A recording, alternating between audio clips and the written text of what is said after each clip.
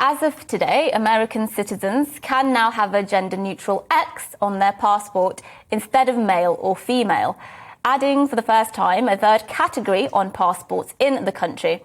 The US Special Diplomatic Envoy for LGBTQ rights, Jessica Stern, said this of the move, and I quote, "The addition of a third gender marker propels the US forward towards ensuring that our administrative systems account for the diversity of gender identity, gender expression, and sex characteristics amongst US citizens." Well, I think the star-spangled banner of the once great nation that's America has lost its shine.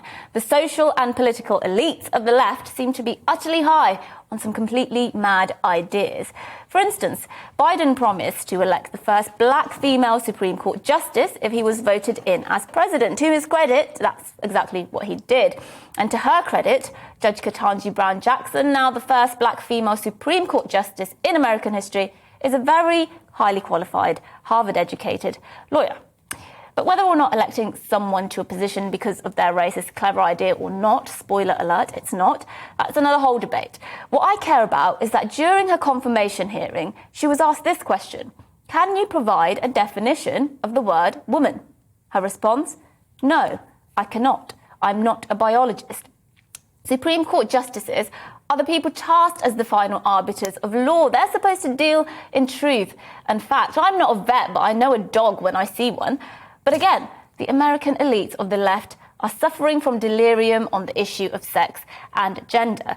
But back on the passports issue, I was under the impression that a passport is meant to be a factual account of an individual's identity, not an account of how they feel at any particular time, not an account of who they want to present as, but a truthful, verifiable legal account of an individual's factual characteristics. Now, I don't object to individuals who've legally changed from male to female or vice versa, changing their sex on their passport. If they've legally changed their gender, fine. But allowing individuals to put their sex as X, really? Not identifying as male or female, feeling that you're gender neutral does not absolve you from being factually or legally male or female. Luckily for us here in Britain, our own Supreme Court has got it right on this issue so far.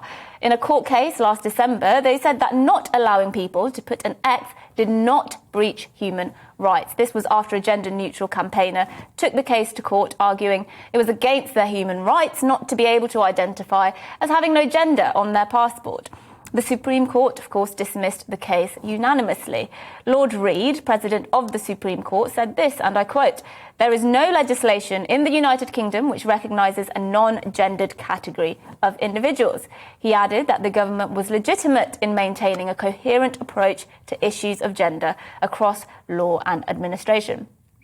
Look, it's my belief that people out there do genuinely feel like they are born in the wrong body. People feel like they don't fit neatly into the categories of male and female. I do believe that, and I feel for them. I think they should be treated with the same respect and dignity as everybody else. But I won't be forced to accept that we should, as a society, ignore facts and truth for the sake of feelings.